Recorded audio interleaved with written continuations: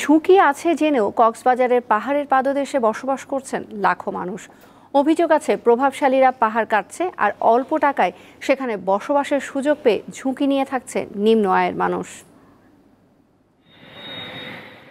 কক্সবাজার শহরের বৈদ্যঘোনা, ঘোনারপাড়া, Pahartali, light house, Kolatoli এলাকায় পাহাড়ের পাদদেশে গড়ে উঠেছে ঝুঁকিপূর্ণ বসতি। পাহাড় কেটে এখানে তৈরি হয়েছে অসংখ্য ঘরবাড়ি। তবে শুধু এখানেই নয়, কক্সবাজার শহর ও আশপাশের Kolatoli, Himchhari, bus terminal, jail gate সহ বিভিন্ন এলাকায় পাহাড়ের পাদদেশে ঝুঁকি নিয়ে বসবাস করছে অন্তত 5 লাখ মানুষ।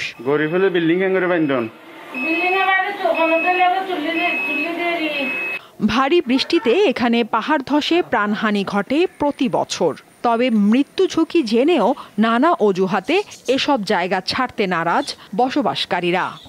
বৃষ্টি বেশি দিলে বাড়ি জায়গায় তারপর অঘটন ঘটে বলি গরম না থাকি।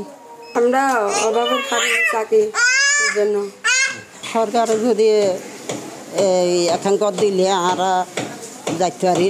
অভিযোগ রয়েছে প্রভাবশালীরা পাহাড় কাটছে আর অল্প টাকায় বসবাসের সুযোগ পেয়ে পাহাড় টিলা ও তার আশপাশের পাদদেশে ঝুঁকি নিয়ে থাকছে নিম্ন আয়ের মানুষ। মাঝে মধ্যে প্রশাসন মাইকিং করে উচ্ছেদ কিংবা তাদেরকে সরিয়ে দেওয়ার চেষ্টা করলেও কেউ শুনছেন না। এখন কোনো কারণে যদি বড় কোনো অঘটন ঘটে থাকে তাহলে অবশ্যই এরা ক্ষতিগ্রস্ত হবে। এখন পাহাড় ভাঙতেছে, আমরা কোন দিকে যাইতে পারতাছি না, আসতে পারতাছি না।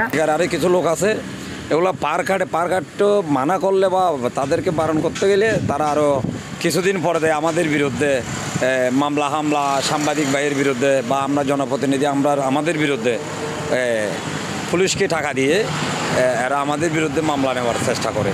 অনেককে জোর করে আশ্রয় কেন্দ্রে পাঠালেও তারা আবার ফিরে যায় বলে জানিয়েছে উপজেলা প্রশাসন। তাদেরকে নিরাপদ আশ্রয়কেন্দ্রে নিয়ে যাওয়ার পরেও তারা কিন্তু আমাদের কথা শুনছে না। এখন আসলে একটা বিশাল জনগোষ্ঠী যেহেতু পাহাড়ের পাদদেশে থাকছে, তা আমরা প্রচারণা চালাচ্ছি, আমাদের প্রচেষ্টা সবসময়ই চলমান। 3 জুলাই পাহাড় ধসে কক্সবাজারের উখিয়ায় নিহত হয়েছে 2 জন। দীপ্ত বার্তা কক্ষ।